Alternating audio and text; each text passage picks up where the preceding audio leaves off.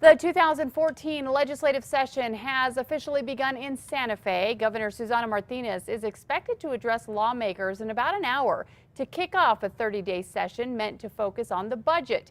But a number of big issues that could go before voters are expected to be hot topics too. News 13's Alex Goldsmith is live at the Capitol in Santa Fe. Kim, last year's session appeared hopelessly gridlocked before a last-second compromise seemed to save the session. Now this year there are plenty of differences dividing the governor's office and Democratic leaders. Two of the biggest differences right now are on pay raises and education reform. The governor wants to funnel more money to the PED for things like merit pay for teachers and boosting reading programs. Legislators are looking to shift funding back into the districts instead. When it comes to pay raises for state workers, some Democrats are looking for across-the-board hikes. The governor wants targeted raises for some, but not all. Constitutional amendment proposals are also set to draw a lot of attention. Republican Bill Scherer is looking for voters to define marriage between a man and a woman.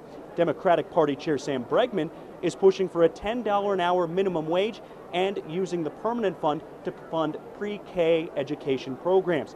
There's also a push to ask voters to legalize marijuana in New Mexico.